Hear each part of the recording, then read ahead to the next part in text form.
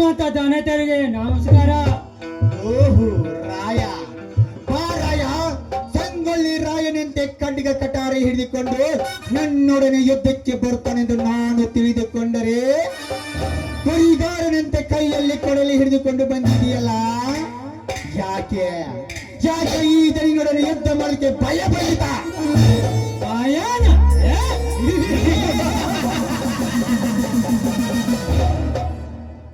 ಏ ಸಾಹುಕಾರ, ನೀನು ಜೋಡಿ ಖಡ್ಗ ಹಿಡಿದು ಯುದ್ಧ ಮಾಡಲ್ಕೋ. ನೀನು ಸೂರನಲ್ಲ, ಮೂರು ಲೋಕದ ಗಂಡ ಅರ್ಜುನನು ನೀನಲ್ಲ. ದುಷ್ಟ ಬ್ರಿಟಿಷರನ್ನು ಸಂಹಾರ ಮಾಡೋದಕ್ಕಾಗಿ ಪೂರ್ವಬಲ್ಲ ಕೂಡ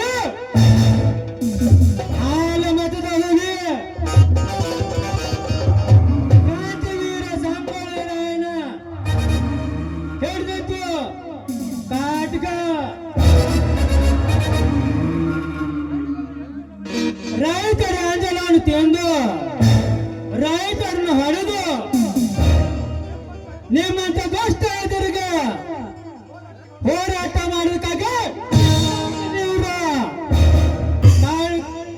ಅರ್ಥವಾದ ಖಡ್ಗ ಹಿಡಿದಾನೆ.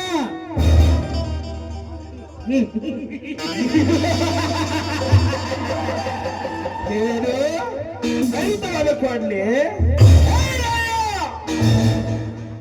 ಹರಿತವಾದ ಕೊಡ್ಲಿಯನ್ನು ಈ ನಿನ್ನ ಕೈಯಲ್ಲಿ ಹಿಡಿದ ತಕ್ಷಣ ನೀನೇನು ಪುಣ್ಯ ಪರಶುರಾಮನು ಏನು ಆಗಲ್ಲ. ಗೊತ್ತು ಗುರಿ ಇಲ್ಲದೆ ಈ ರೈತರ ಪರವಾಗಿ ವಹಿಸಿಕೊಂಡು ಮಾತನಾಡಲು ನೀನು ಇಲ್ಲಿಗೆ ಬಂದಿದೆಯಲ್ಲ, ನೀನೇನು ಆ ರೈತ ಸಂಘದ ಅಧ್ಯಕ್ಷನ ಇಲ್ಲ ಸದಸ್ಯನ? ಅಲ್ಲಿ ಪ್ರತಾಪ, ರೈತ ಸಂಘ ಅಧ್ಯಕ್ಷರನ್ನು ನಾನಲ್ಲ, ಸದಸ್ಯರನ್ನು ನಾನಲ್ಲ. ಬೆವರ ಸುರಿಸಿ ಬಿಸಿಲು ಮಳೆ ಅನ್ನದೆ ಇಡೀ ಇಳಿಸಬೇಕ ಅನ್ನ ಹಾಕುವ ರೈತನ ಮಗ. ಇಂಥ ರೈತರನ್ನ ಕಟ್ಟಿ ಹಾಕಿ ರೈತರ ಹಣವನ್ನು ಉಸೂರಿ ಮಾಡತ್ತಿದ್ದೀರಲ್ಲ, ನೀವನ ತಲಾಟಿನ ಇಲ್ಲ ಗೆರ್ದವರಣ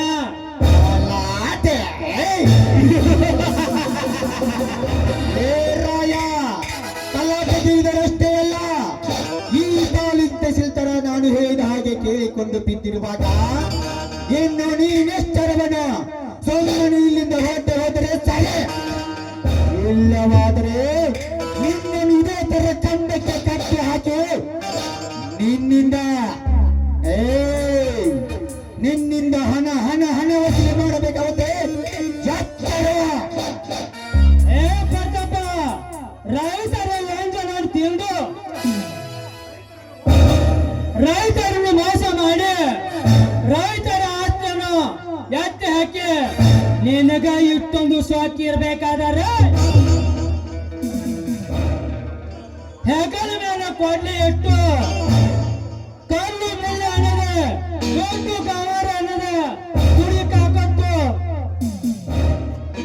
ಸಿಕ್ಕಂತ ಕುರಿ ಹಾಲನ್ನು ಕೊಡೋದು ಈ ರಾಯನಿಗ, ಈ ರೈತನ ಮಗ ರಾಯನಿಗೆ ಎಷ್ಟೊಂದು ಪಗಾರ ಇರಬಾರ್ದು ಗೌಡ.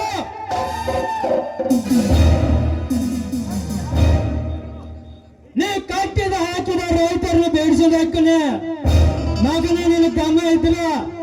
ಈ ಕ್ರಾಂತಿವೀರ ರಾಯನ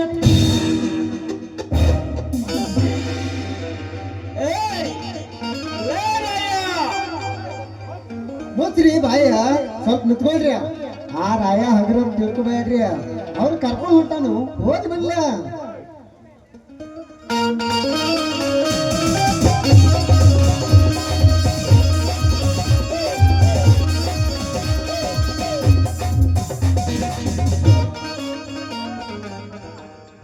ಲೇ ಗೌಡ, ರಾಯ ಬಂದ ಬಿಡಿಸೊಂದು ಹೋದ, ತಿಳ್ಕೋಬೇಡ ನಾನೇನ್ ಮಾಡಿಲ್ಲ ಅಂತೇಳಿ.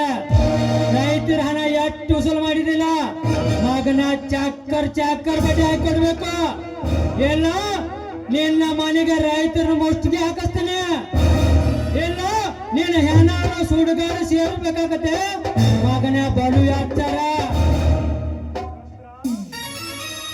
ಲೇ ರುದ್ರ ಬಾ ಹೋಗೋಣ ರಾಯ ಇನ್ನ ಮ್ಯಾಗ ಐತಿವರ ಹೋಳಿ ಹಬ್ಬ ರೈತರನ್ನು ತಮ್ಮ ಕಾಲ್ ಕಸವನ್ನಾಗಿ ಮಾಡ್ಕೊಂಡಾರ ತಮ್ಮದ ದೌರ್ಜನ್ಯ ತೋರ್ಸಾಕ ಹಚ್ಚಾರ ಇವರಿಗೆ ಒಂದು ದಾರಿ ತೋರಿಸೋ ತನಕ ರೈತರಿಗೆ ನೆಮ್ಮದಿನೇ ಇಲ್ಲ ಮಾರಾಯ ಹೋಗೋಣ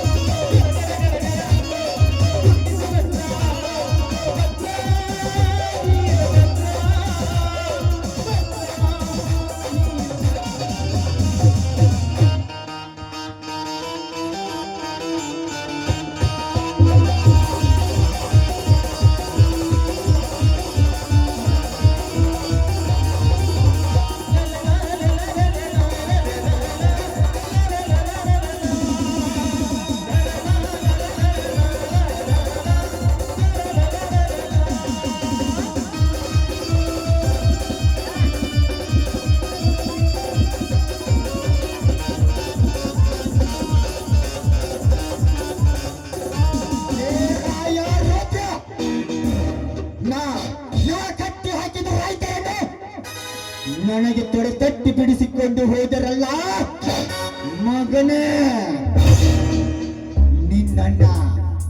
ನಿನ್ನಣ್ಣ ಕೊಡಬೇಕಾದ ದುಡ್ಡು ಲಕ್ಷ ಲಕ್ಷ ಅದನ್ನು ಕೇಳಿ ಕೈ ಬಿಟ್ಟರೆ ನನ್ನ ಮುಂದೆ ಹಾರಾಡಿ ಹೋದರಲ್ಲ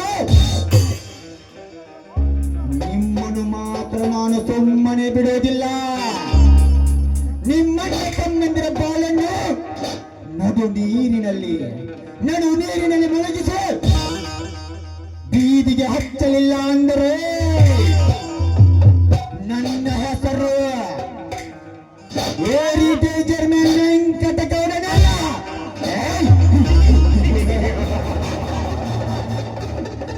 ರಾಯಾರಥ ಈ ಕೈಗೆ ಶಬರಿ ಮುಂದೆ ಸೋಲೋದು ಗೊತ್ತು ಆ ರಾವಣ ಮುಂದೆ ಗೆಲ್ಲೋದು ಗೊತ್ತು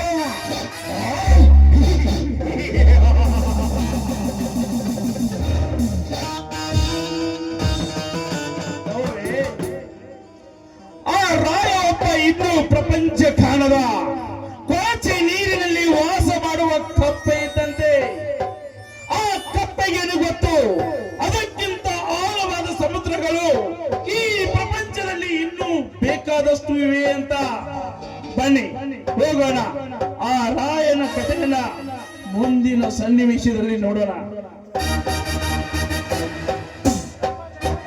ಯಪ್ಪ ದನಿಯಾರ ಆ ಗುಡ್ಡಕ್ಕೆ ಹೋದ್ರ ನಾಯಿ ಸತ್ತಂಗ ಆಗ್ಬಾರ್ದ್ರಿ ಯಾಕಂದ್ರ ಮಣ್ಣು ಮಾತು ಕೇಳೋದ ಕುಂಬಾರಿನ ಕೈಯಾಗ ಕೆಂಪನ ಮಾತು ಕೇಳೋದ ಕಂಬಾರಿನ ಕೈಯಾಗ ಈ ರಾಯ ಮಾತು ಕೇಳೋದ ರೇವಣ ಸಿದ್ದನ ಕೈಯಾಗ ಅವಂಗೊಂದ್ ಸ್ವಲ್ಪ ಹೇಳಿ ಬಂದ್ರ ಬಂದ್ಬಿಡ್ರಿ ನಡ್ರಿಯ ಬಯ್ಯ